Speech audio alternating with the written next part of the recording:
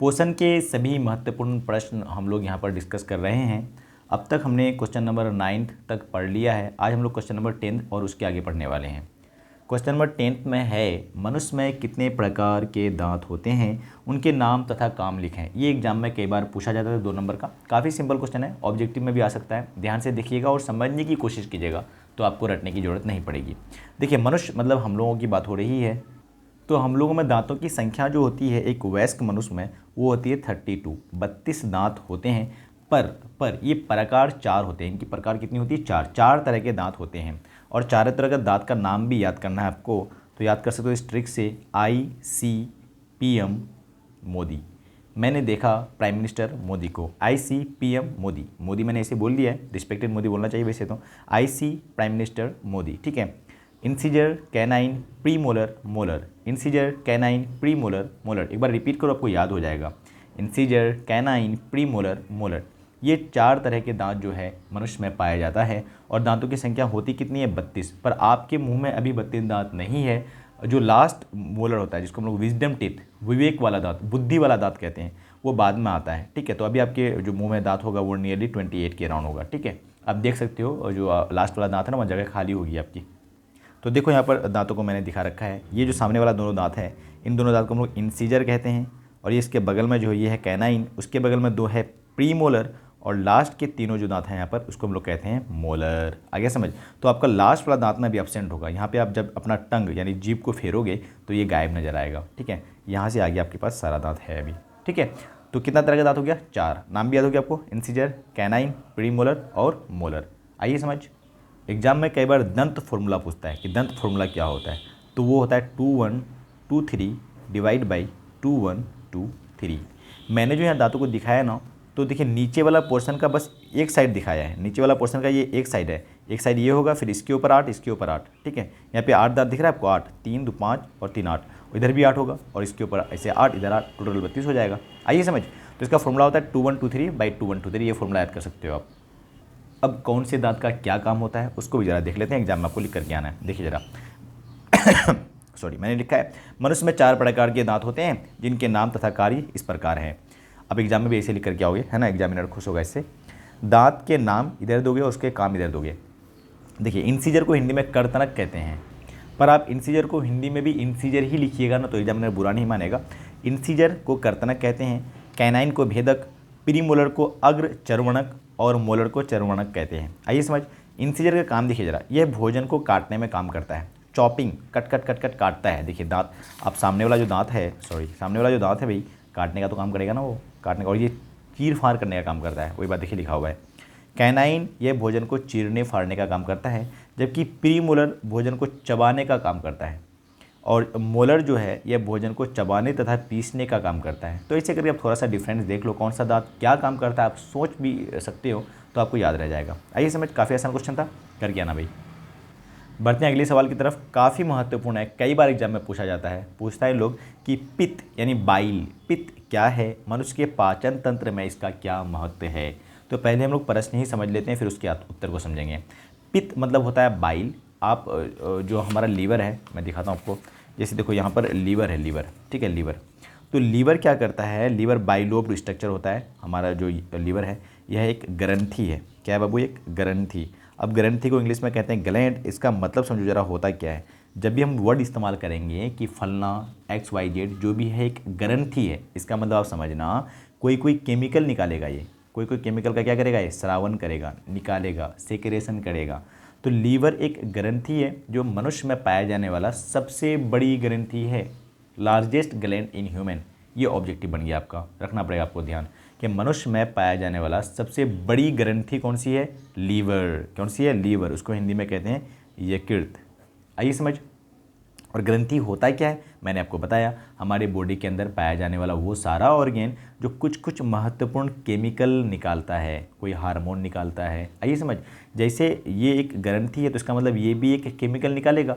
तो लीवर जो केमिकल निकालता है ना, उस केमिकल का नाम है बाइल। क्या नाम है? बाइल, या हिंदी में उसको कहते हैं पित्त। आइए समझ। तो बाइल या पित्त कहाँ से निकलता है? यकृत यानी लीवर से निकलता है। निकल तो लीवर से जाता है ये, पर इसको जमा कहाँ रखोगे? जमा। तो जमा एक थैली जैसी रचना में रखते हैं, लीवर के पास में ही होता है, उसका नाम होता है गॉल ब्लाडर। आपने सुना होगा ना कई लोगों का कि गॉल ब्लाडर में पथरी हो जाता है, स्टोन हो जाता है, तो इसको फिर काट के बॉडी से बाहर निकालना पड़ता है। और हमारी बॉडी में गॉल ब्लाडर की संख्या 1 है, इसको पित्ताशय हिंदी में कहते हैं, पित्ताशय, उसकी संख्या 1 है, तो भी इंसान इसको निकालने के बाद जीवित आराम से रह सकता है, कोई दिक्कत वाली बात नहीं है, क्योंकि ये पित्त को क्या कर रहा था, स्टोर कर रहा था, पित्त को जमा कर रहा था, आगे ज़रूरत पड़ेगी उसका इस्तेमाल करेगा। अब जब ज़रूरत पड़ेगी ना और हम ये निकाल लिए हैं तो डायरेक्ट लीवर से निकाल के यूज कर लेगा, जमा कर रखने की ज़रूरत नहीं है।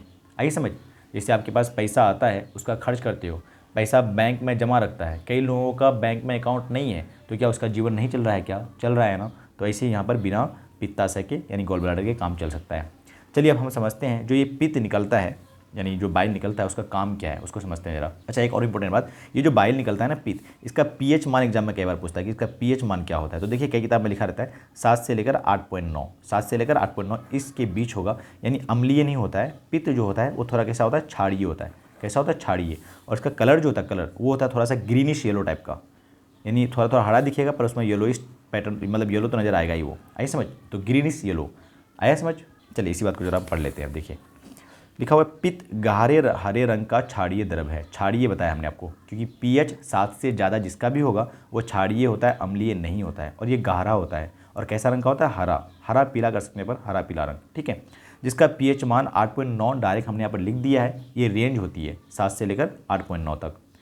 पित्त यकृत द्वारा स्रावित किया जाता है। मैंने आपको कहा ना, पित्त किससे निकलता है, यकृत यानी लीवर से निकलता है, इसी बात को स्रावित लिखता है हिंदी में, स्रावित किया जाता है। और पित्ताशय में जमा होता है। और कहाँ जमा होता है भाई, पित्ताशय में, यहाँ पर जमा होता है। आइए समझ, अब इसके काम देख लेते हैं। पित्त रस में कोई पाचक एंजाइम नहीं पाया जाता है। अब ये देखो पित्त रस जो है, पित्त रस यहाँ पर बाइल जो है, इसमें कोई भी एंजाइम पाया नहीं जाएगा। एंजाइम इससे पहले वाली वीडियो में मैंने आपको बताया है। अब एंजाइम पाया नहीं जाएगा तो ये पाचन में डायरेक्ट भाग नहीं लेगा, तो ये बात लिखा हुआ है। अतः यह पाचन में प्रत्यक्ष रूप से भाग नहीं लेता है। प्रत्यक्ष मतलब डायरेक्ट ये तो भाग नहीं लेगा, पर इनडायरेक्टली रोल प्ले करता है, किंतु पाचन की क्रिया में अहम किरदार निभाता है, जो इस प्रकार है। अब पाचन की क्रिया में कैसे रोल अदा करेगा, इस बात को हम लोग समझते हैं। इसके बावजूद कि पित्त के पास क्या नहीं है, कोई एंजाइम नहीं है। देखिए क्या लिखा है, पहला इस प्रकार करता हूँ मदद, पित्त अम्लीय कायम को क्षारीय बनाता है। क्या मतलब सर, ध्यान से देखो, यहाँ जो खाना है ना, खाना मैंने पिछली वीडियो में आपको बताया था, जब अमाशय में खाना रहता है उसको हम लोग क्या नाम देते हैं भाई, कायम नाम देते हैं। अब कायम यहाँ से कहाँ चले जाएगा, छोटी आंत में, और यहाँ पर हम लोग क्या बोलेंगे, काइल बोलेंगे। क्या बोलेंगे, काइल। अब जब कायम है तो कायम यहाँ अमाशय में है, यहाँ पर इसको क्या मिला होगा बताओ जरा, कौन सा अम्ल मिला होगा यहाँ पर, हाइड्रोक्लोरिक अम्ल। तो ये जो कायम है, कायम ये अम्लीय हो जाएगा। क्या हो जाएगा, अम्लीय। और कायम जब आया है छोटी आंत में तो यहाँ पर ये अम्लीय रह जाएगा, ठीक है। अब ध्यान से सुनना, अब यहाँ पर क्या होगा, ये स्ट्रक्चर मैंने बनाया, इसका नाम अग्न्याशय है, पेनक्रियाज बोलते हैं। क्या बोलते हैं, पेनक्रियाज, आगे हम बताएंगे। अब यहाँ से निकलता है एंजाइम और जाता है इसको पचाने के लिए। जब इसको पचाने के लिए जाता है तो पेनक्रियाज का एंजाइम कहता है कि भाई जो खाना आया है ना वो अम्लीय है, हम अम्लीय खाना पे काम ही नहीं करेंगे, हमको तो खाना छाड़िए दोगे ना तब काम करेंगे। कौन कहता है, पेनक्रियाज का एंजाइम सब, यानी पेनक्रियाज यानी अग्न्याशय का एंजाइम खाना पर काम तब करेगा जब खाना कैसा होगा, क्षारीय होगा। कैसा होगा भाई, क्षारीय होगा। और खाना जो यहाँ से आया है अमाशय से वो तो अम्लीय है, तो ऐसे में ये काम करने से मना कर दिया तो पाचन का क्रिया हो ही नहीं पाएगा ढंग से।